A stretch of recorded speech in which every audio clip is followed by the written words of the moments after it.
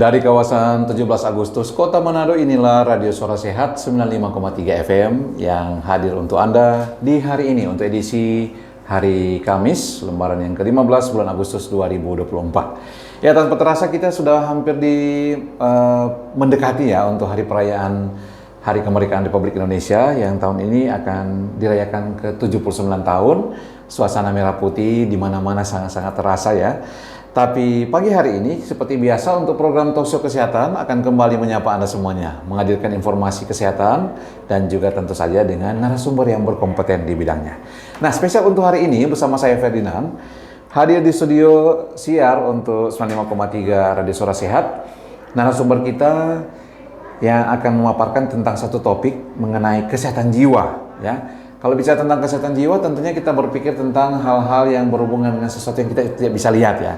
Nah, kebetulan di kesempatan kali ini, di tengah-tengah kesibukan, sudah hadir untuk Bapak Dr. Herbert Sidabutar, spesialis kedokteran jiwa. Langsung kita sapa ya di pagi hari ini. Selamat pagi, Dok. Selamat pagi. Oh, sebentar. Ini, oke, mungkin bisa diulang lagi, Dok. Ini... kita pindah mic, pindah jalur. Ya, selamat pagi. Selamat pagi ya. Sekalian dan selamat pagi Pak Ferdinand. Ya, kalau tidak salah ini kali yang pertama ya mampir di Radio Suara Sehat ya, Dok ya. Betul. Nah, untuk Anda keluarga sehat, sekedar informasi bahwa Dr. Herbert juga keseharian bertugas bukan di Manado, tetapi dari Kota Jakarta, yaitu sebagai Ketua Tim Tata Kelola Kesehatan Jiwa di Direktorat Kesehatan Jiwa Kemenkes Republik Indonesia. Jadi jauh-jauh dari Jakarta ini mau bagi ilmu ini. Nah, sedikit ini ya, Dok. Mau nanya-nanya sedikit. Ini kali keberapa, Dok, ke Sulawesi Utara? Saya hampir-hampir buat KTP di sini. Oh, hampir buat KTP. Hampir tiap minggu saya di sini. Saking seringnya, Dok ya. Iya. Tapi tinggalnya di Jakarta. Tinggal di Jakarta. Oke. Kalau bisa tahu sudah lama berkecimpung di pekerjaan ini sudah berapa tahun, Dok? Sekedar informasi. Ya, saya lulus dari kedokteran tentang psikiatri itu tahun 2007. Oh, 2007. Saya masuk ke Menkes 2011, jadi mungkin sudah sekitar 20 tahun lah ya. 20 tahun. Ya. Sudah sangat matang dan pasti banyak pengalaman, Dok ya. Nah, mungkin sebentar akan ada sedikit pertanyaan yang mengarah ke beberapa spesifikasi tempat ya, Dok. Tapi secara umum pagi hari ini kita akan membahas tentang kesehatan jiwa, Dok ya. Nah, kalau bicara tentang kesehatan jiwa ini banyak orang bilang itu sesuatu yang tidak bisa diraba rasa, hanya bisa diperkirakan. Itu pendapat seorang awam. Nah, kalau dokter sebagai seorang klinisi juga, sebagai seorang psikiater, sebenarnya kesehatan jiwa itu seperti apa standarisasinya, Dok? Ya, saya kemarin ada mahasiswa magang ya. Saya tanya juga persis seperti yang Pak Ferdinand tanyakan. Saya tanya kepada para calon dokter ini, di manakah letak hatimu?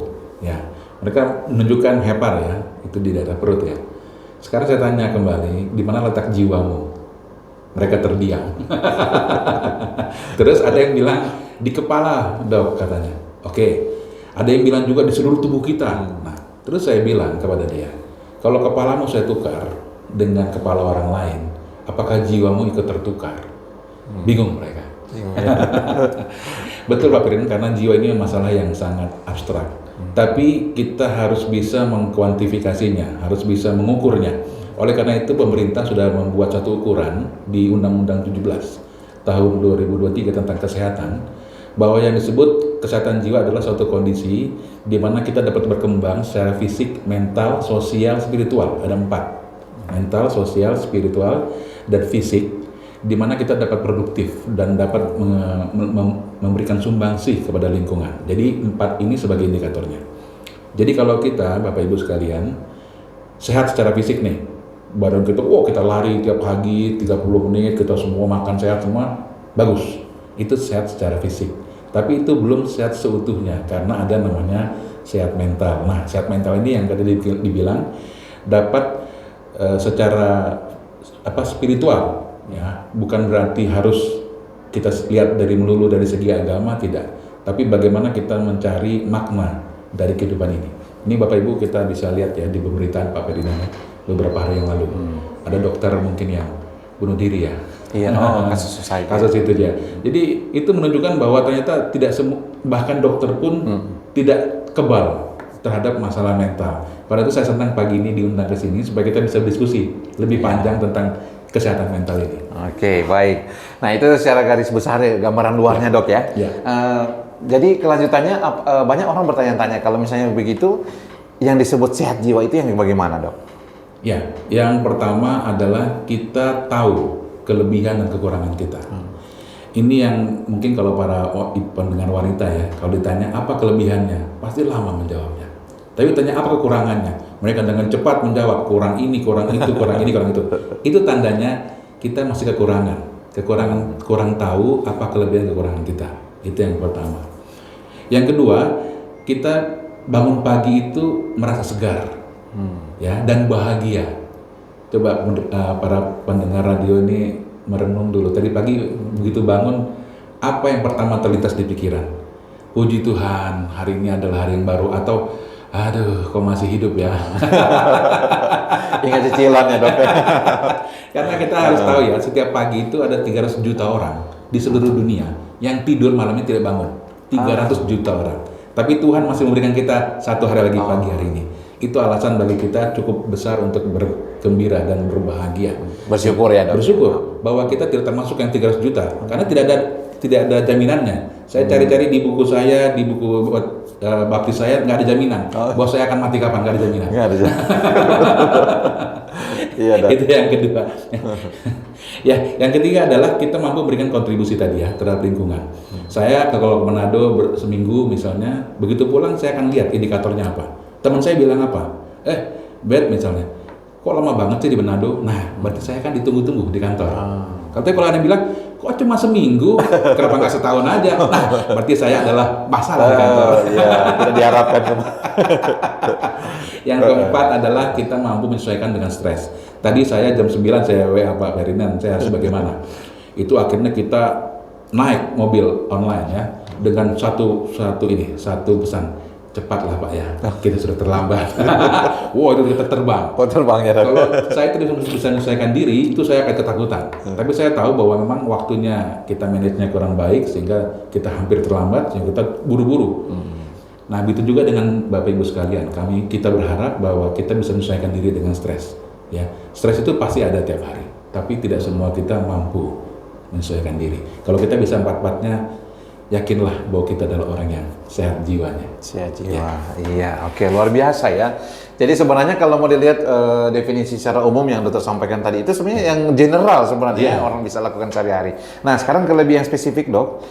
Sebagai seorang psikiater, dokter Herbert juga pernah melihat ya kasus-kasus yang barangkali untuk beberapa orang aneh ya, untuk beberapa masalah jiwa yang kecil saja, kok bisa sampai jadi gangguan jiwa. Menurut dokter tanggapannya bagaimana? Bapak Ibu mungkin nanti bisa browsing ya. Suatu kasus yang menarik, selalu menarik perhatian saya. Di India ada penyiar radio ataupun eksekutif ya, saya lupa itu penyiar radio. Dia terjun dari lantai 5 dengan menuliskan suatu suicide note-nya.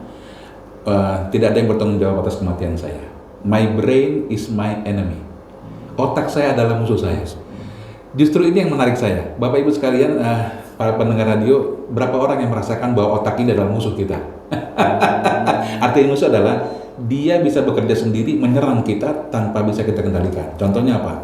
Tadi begitu bangun pagi otak kita bilang, wah hari ini ada ini, saya akan ini. Kita tetap tidak bisa mengendalikannya. Kita hanya bisa pasrah mendengarkannya dan ikut jatuh perasaan kita. Itu berarti kita adalah tawanan dari otak kita. Kita ingin, saya berdoa, Bapak Ibu semua bisa menjadi pemenang, artinya bisa bebas, artinya bisa mengendalikan otak kita. Itu dia Pak Ferdinand sekarang jadi masalah yang paling penting ya. Banyak orang terpenjara oleh pikirannya sendiri, tidak bisa terbebas. Diaturnya oleh otak, bukan mengatur otak.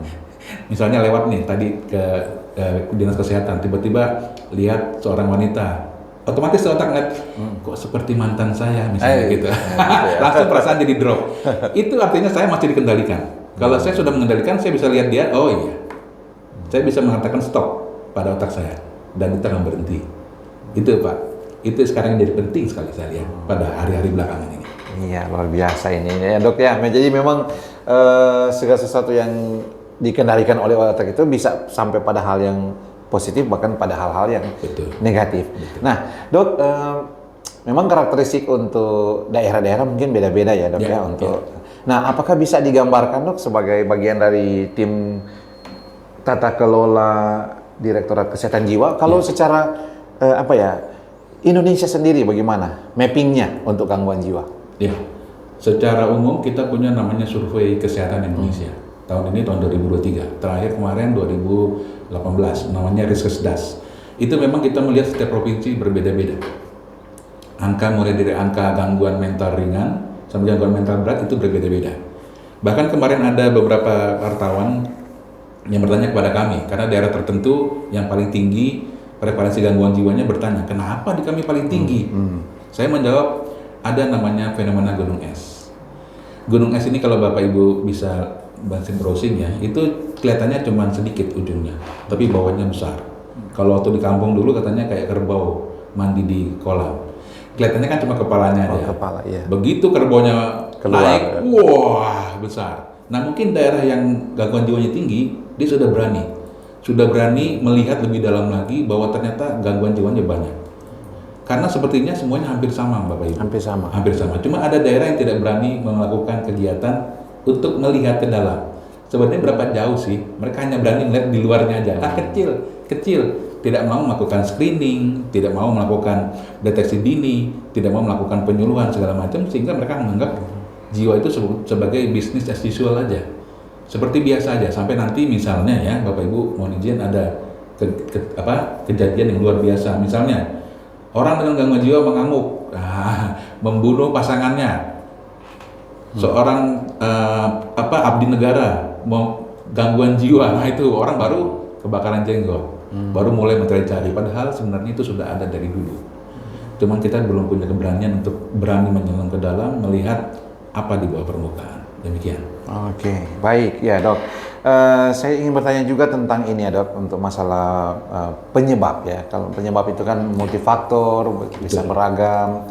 Nah kalau menurut dokter, yang paling sering dominan itu penyebab timbulnya gangguan jiwa pada seseorang itu apa? Ya, betul. Penyebabnya memang multifaktoral. Ada biologi, psikologi, sosial, kultural. Empat-empatnya ini berperan. Tapi yang paling besar, jangan kita salahkan genetik ya. Ya, karena genetik tidak bisa kita ubah. Ya, kita yang bisa kita kendalikan adalah faktor psikologi kita. Sosial juga sulit kita kendalikan, apalagi kultural. Kita sebagai orang Manado, gimana cara mengendalikan kultur kita? Ini sudah dari turun temurun. Bagaimana kita mengendalikan sosial kita? Ya, kita hanya bisa mengendalikan psikologi kita. Yang sebenarnya kuncinya dari psikologi adalah sebenarnya kalau kita bisa membuat perumpamaan ya, kita kebalik nih.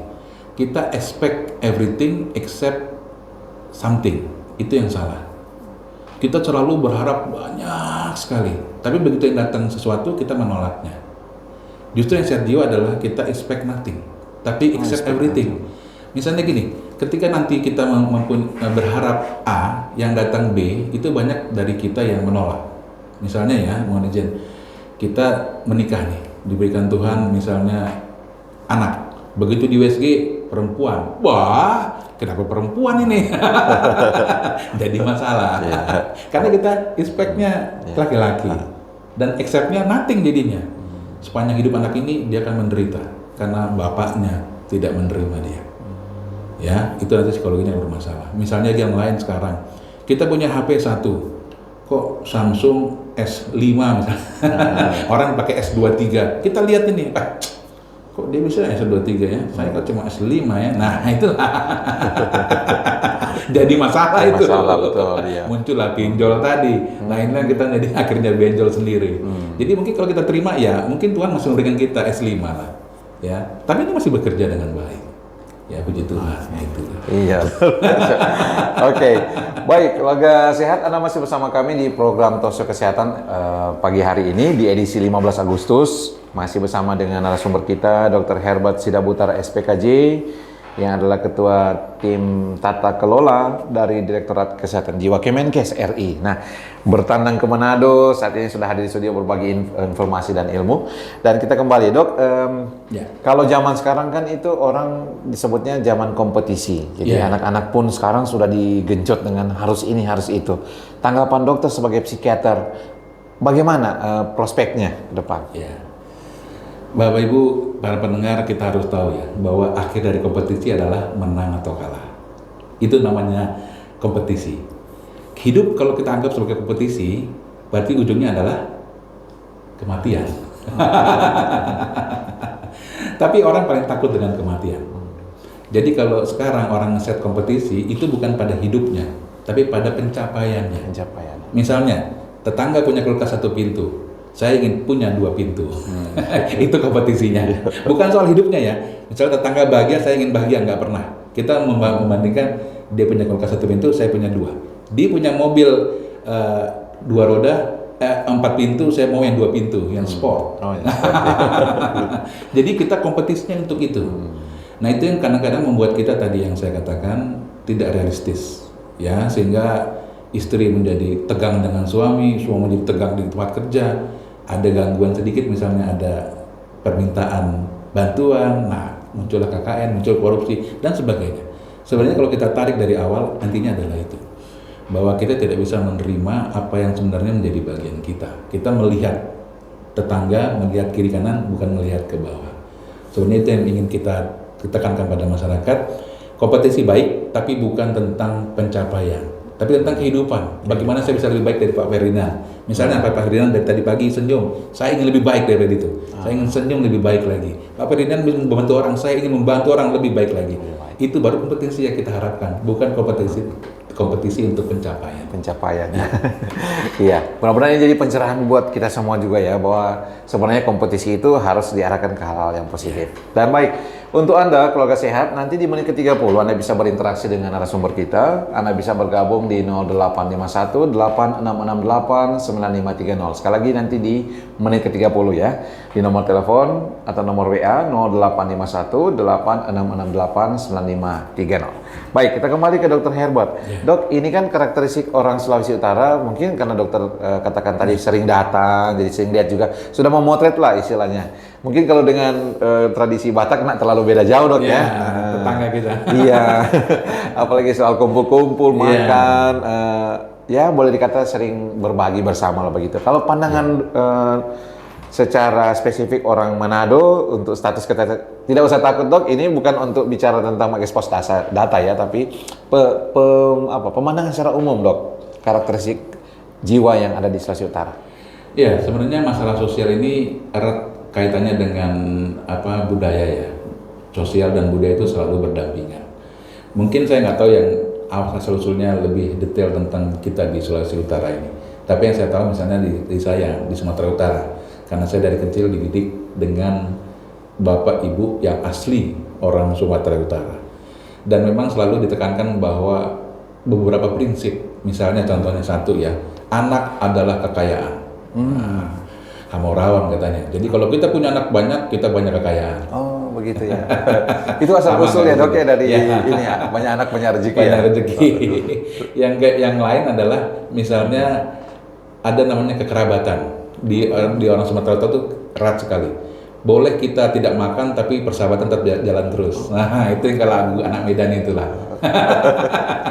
Saya rasa juga nggak terlalu beda di Sulawesi Utara. Perkawanan kita sangat erat ya. Itu baik dalam konteks budaya dan sosial. Tapi mungkin dalam dosis yang besar ini berbahaya. Seperti contohnya Pak Ferdinand sekarang tentang anak. Lebih banyak sekarang trennya adalah kita ini cenderung menunda pernikahan anak-anak sekarang. Nggak seperti saya dulu lah, saya bilang. Kalau dulu kita umur 24, 25 udah bingung itu. Sudah mulai khawatir ya. Sudah mulai khawatir. Anak sekarang, anak saya umur 24, saya tanya, apakah kamu tidak ingin menikah? Nanti dulu lah.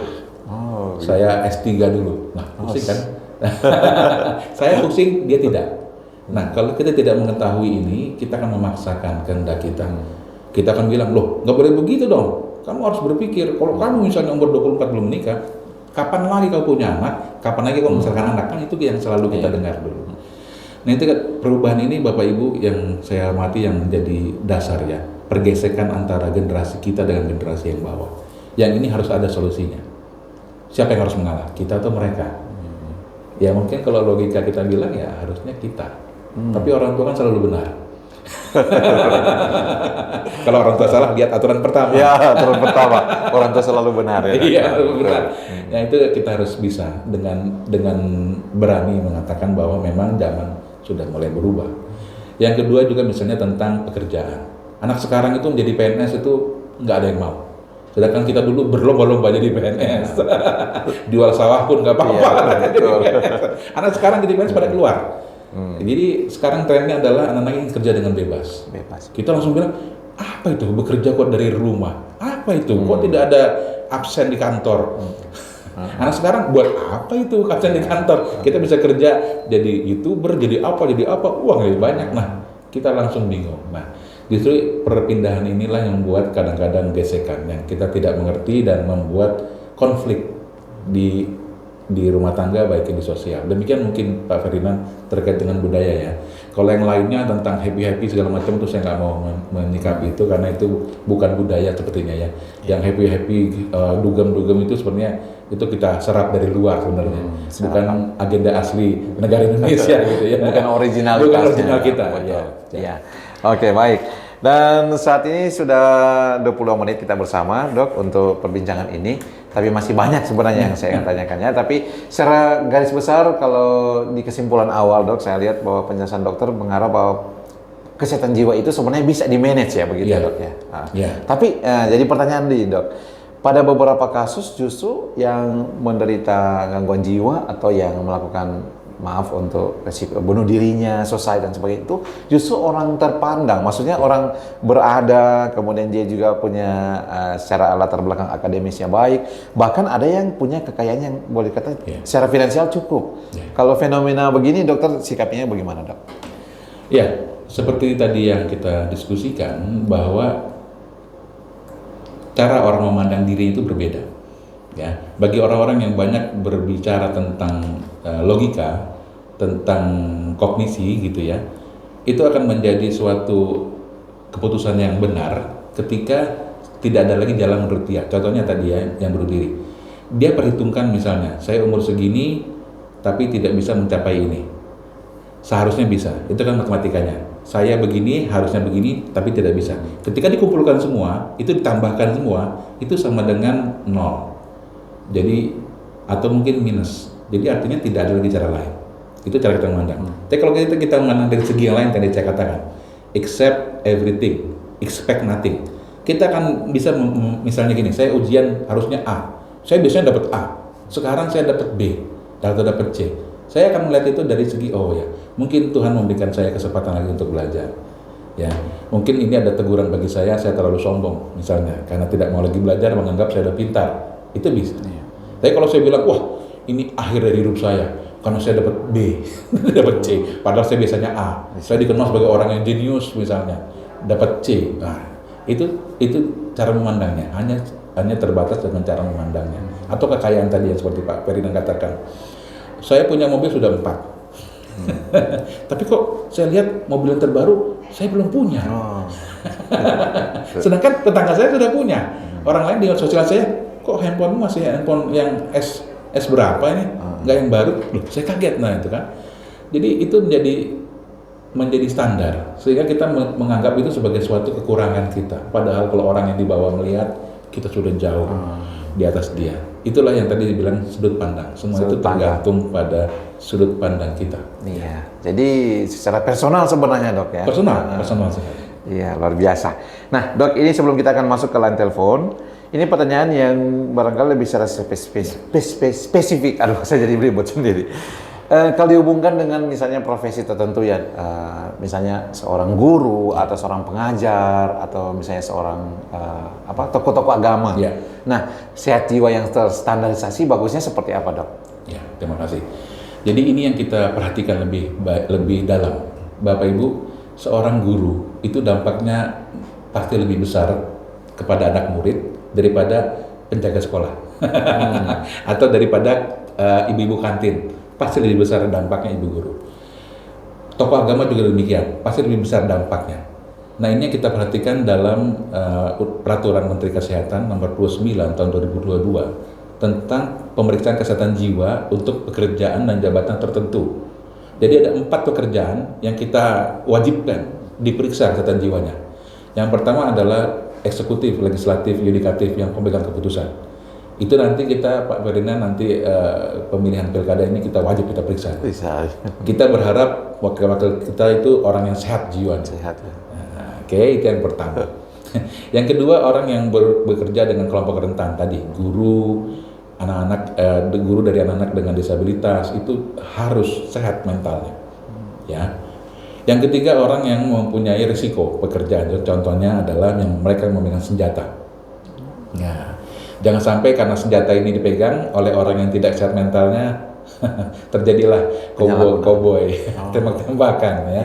Yang keempat adalah pekerjaan lain yang ditentukan oleh peraturan perundangan yang lain. Jadi untuk mereka inilah kita periksa mentalnya. Kita jangan skeptis ya Bapak Ibu, misalnya itu kan bisa diatur, itu kan bisa dibeli. Ya boleh lah, ya mungkin ada beberapa yang bisa dibeli, tapi tidak semuanya. Dan negara mengharuskan mereka semua diperiksa secara lengkap mentalnya. Jadi bukan hanya cuma dilihat dari jauh, oh sehat mentalnya Pak Ferdinand mau jadi Sulawesi Utara 1 gitu ya. Saya harus periksa dengan teliti sampai ke mentalnya. Ya, jadi itulah untuk profesi tertentu yang kita anggap vital. Artinya mereka membuat keputusan yang penting. Ya, mengambil keputusan. Ya. Tapi pada realitanya kan Dok, ada juga ya yang kebablasan ya. Seperti contohnya kita dihebohkan di dunia maya dengan kasus mantan gubernur ya salah satu provinsi di luar Sulawesi Utara itu. Sampai bermiliar-miliar itu ya. Ya, itu namanya air laut ya, air laut yang asin. Oh, air laut yang asin. Ya, jadi filosofi apa ini, Dok? Filosofi gini, Pak Ferdinand, kalau kita di laut itu di pantai coba minum airnya. Kalau kita haus ya, kita minum air laut. Kita akan segera haus lagi, bahkan lebih haus lagi. Justru mendingan kita tahan aja, minum sedikit-sedikit aja. Kalau kita lagi terdampar misalnya di tengah laut. Kita ibaratkan laut itu seperti uang inilah. Kalau kita punya uang banyak, Pak Ferdinand, Bapak Ibu sekalian, kita minum, punya banyak uang, percayalah. Kita akan haus terus-menerus. Kan merasa kurang terus ya? Jangan bilang, kamu kan sudah kaya, kan sekarang saatnya kamu untuk memberikan. Nggak bisa. Harus kumpul terus. Makin kaya, semakin haus dia. Kalau kita cukupnya aja. Itu melekat Dok ya? Melekat dengan prinsip dasar seorang manusia? Ya, itu melekat dengan hukum alam. Kita diatur oleh hukum alam, itu artinya adalah bahwa kita akan memberikan apa yang kita sudah cukup. Jadi kita tidak bisa memberikan orang makan kalau kita sendiri kelaparan. Nah, orang-orang ini adalah orang yang selalu lapar akan uang, lapar akan kekuasaan, sehingga mereka mungkin tidak akan bisa memberikan. Iya, baik, luar biasa ya. Ini memang sengaja memang kami hadirkan topik-topik yang general seperti ini untuk keluarga sehat. Ini ada yang menitip. Jadi kalau demikian, bagaimana screening awal secara dasar untuk orang sehat sakit jiwa secara personal? Ya, disinilah saya menantang Bapak Ibu sekalian sebagai manusia. Manusia yang berguna adalah manusia yang bisa membantu manusia lain. Itulah intinya. Kalau saya bisa membantu Pak Ferdinand, berarti saya manusia yang berguna. Kalau saya lihat Pak Ferdinand sudah mulai berubah emosinya, sudah mulai berubah perilakunya, itu tandanya bahwa Pak Ferdinand mungkin membutuhkan bantuan. Saya harus melaporkan kepada puskesmas misalnya. Ini Pak Ferdinand butuh screening. Nah, itu juga dengan orang tua. Kalau Bapak Ibu lihat anaknya kok mulai berubah emosinya, mulai berubah perilakunya, mulai gampang ininya, bawalah dia ke puskesmas untuk di screening. Ya, jangan ditunggu sampai nanti dia sudah lepas baju, sudah jalan-jalan untuk bingung stres. Ya, jadi kita bisa membantu orang lain dengan mengamati. Ini yang kurang sekarang Pak Ferdinand. Kita cuek dengan orang lain. Kita selalu awareness kita. Awareness kita itu sudah sampai ke titik nol mungkin ya. Kita terserah kau lah mau ngapain. Tapi Dok, biasanya kan kalau pusing urusan orang nanya, pusing saja urusan kamu. Begitu ya, takut juga ya Dok. Itu sisi negatifnya yang mungkin bisa urusannya urusanmu ya ada. Tapi yang penting kita sudah melakukan bagian kita. Kita sudah mengingatkan, kenapa kamu sekarang sudah berubah ya? Apakah ada beban pikiran yang perlu dibantu? Nah itu. Kalau bilang urusannya urusanmu, ya sudah. Berarti bukan lagi bagian kita. Oh iya, ya, betul demikian. Iya, perbincangan ini memang dalam realita kehidupan sehari-hari Dok ya kita sajikan. Dan ngomong-ngomong soal bantuan tadi, saya mau dibantu loh Dok. Kasih nomor rekening saja Dok. Oke, canda.